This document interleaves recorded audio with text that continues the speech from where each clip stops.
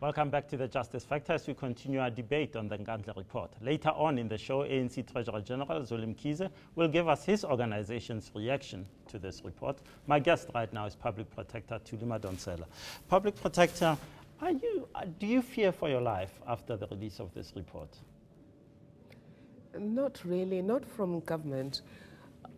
As you have seen in some of the Sunday papers, all I said was that the irresponsible statements made could have incited some of those in the fringes of society to do irresponsible things.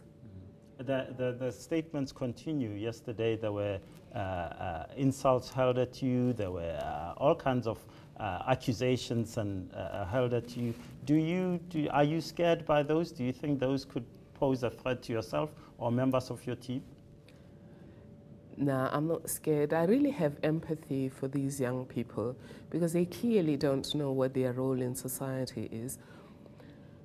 Government delivers services and looks after resources on the basis of trust from the people. And all of these organizations should work together to hold government accountable. And holding people accountable is not an act of hatred, it's an act of love, because you want to make sure that people keep doing what they signed up to do.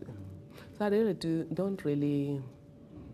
don't take these young people seriously because they're not engaging me on a rational discourse on the contents of the report.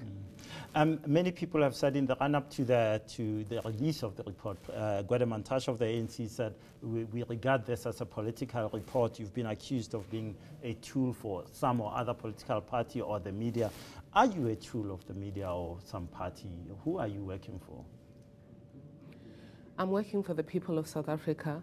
I'm working for the state of South Africa. The Public Protector is an ombudsman, is the kind of conscience for the state. For me, instead of vilifying this institution for pointing out wrongdoing, I would embrace this institution and fix the wrongdoing. The problem is not what I have said, the problem is what was done. And no political party was involved in this investigation for the first 12 months. It was ordinary members of the public who were outraged by what they saw as obscene expenditure on the house of one of the employees of government, of resources that should be used for the benefit of the people. A lot of people have said that the ANC, the first line in Mantashe's response to your report was that we're still concerned about the timing. Couldn't you have released this in January, not so close to these elections? I'm saddened by that comment, if indeed it came from Mr. Mantashe. Unfortunately, I haven't watched much TV recently. Self-preservation, I suppose. But Mr. Mantashe is the one who was calling for this report about 3 weeks ago. What did he expect me to do? He was asking that this report must be released expeditiously. And we did our best as a team amid many other projects to try and release it expeditiously. The ruling party was about to march on my Durban offices to insist that I should release this report. Regarding the general delay in releasing this report, that blame should be laid at the door of government. I've taken pains to indicate in the report who delayed this report. And if people have to complain, they have to complain to the ministers and persons who delayed the process. You mentioned government and particular ministers. Did you ever feel threatened by the actions of the security cluster, particularly Minister Tetwa and Minister Kwele? No, I didn't feel threatened. I felt sorry again for the ministers because, again, people react out of fear of what is coming. My sense of it is that there was really nothing to fear. In government, people make mistakes, and this is one of those. Of course, it is an enormous mistake, and all people needed to look at it was to just look at this as one of those lowest points in our lives, but something that can be remedied.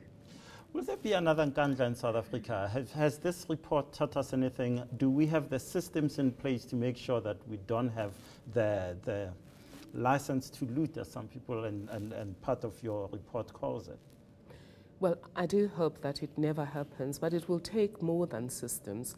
It will take political will. We have to make sure that there's no impunity when things like this happen. And secondly, we shouldn't only worry about where we shopped. I mean, government's response previously, there hasn't been a formal response to this, has been to look at, oh, we were overcharged when we went shopping. But the starting point is, did you have the right shopping list before we talk about where you shopped and whether you were overcharged? Should these things have been done, we do know that within the state, public power should always be exercised in accordance with the law and in the public interest. And it doesn't matter who we're dealing with. We could be dealing with the president, or we could be dealing with the privileges of a clerk in government. All of it must be done in accordance with the law. What do you today, what would you encourage President Zuma to do as he applies his mind to the report that you released? I would say he should just read this report as thoroughly as possible and with much help, but should not get criminal lawyers to advise him on this report, because this report is not about criminal law. This report is about ethics and good administration. We have red-carded people on the basis of maladministration or bad administration and ethical failures. You may not say that there's criminal issues. There's certainly grave ethical issues. You say, for example, the failure to protect state resources is a violation of paragraph 2 of the Executive Ethics Code and amounts to conduct inconsistent with his office. You're saying he's abused the office of the president. That is the provisions of the Executive Ethics Code. I was just paraphrasing what the code says. If you fail to protect the interests of the people, everyone who is an employee of the state is employed on the basis of trust by the people. People can't be everywhere where we are. We exercise this power on the basis of trust, and it is trusted that we will use this power primarily for the benefit of the people. It was also trusted that where we can, we will ask questions when we think that the resources of the people are being abused or are likely to be abused. And that's something that has also been decided by the Supreme Court of Appeal in the Khumalo case that I referred to on Wednesday, that if you think that there's a chance that there is irregularity, you've got to act. And President Zuma, together with members of the executive, we are alerted to the possibility of an irregularity and abuse of state resources in 2009. And all I'm saying is that they should have acted. And when the president was being consulted now and again on the designs, he should have asked again, how much will this cost? Is it within the law? Is it affordable? Etc. And he did not do that. Based on the evidence I have, he did not do that. But because he didn't answer the questions I asked him, I will never know if he did that. But the people we interviewed didn't indicate that he did that. The one person who did ask questions about affordability and about keeping the benefit of the people at the forefront of the use of public resources was Minister or Deputy Minister Bokopane Zulu.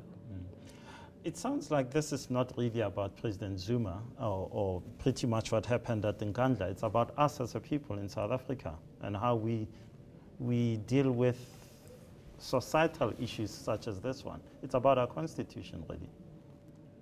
In a way, yes, it is about all of us, about looking at how the state functions. In terms of the Constitution, the character of the state is defined there, right there in the preamble. It defines the vision of society we have, which is the vision of a society that puts people first.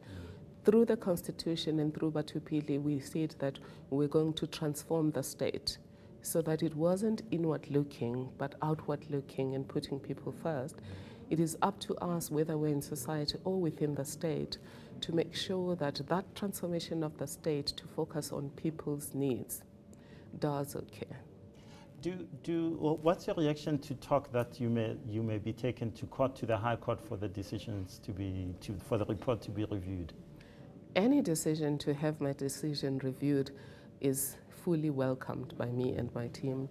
We can't imagine any court of law finding otherwise. If anything, a court of law might find even more differently, more harsher than we've done. Advocate Thuli Madonsela, thanks so much for your time and good luck with your work. Thanks for this opportunity. It's been a pleasure. It was a pleasure. Still coming up, ANC leader Zweli Mkhize speaks on the Nkandla report, plus our winner and loser of the week. News that moves. eNCA.com.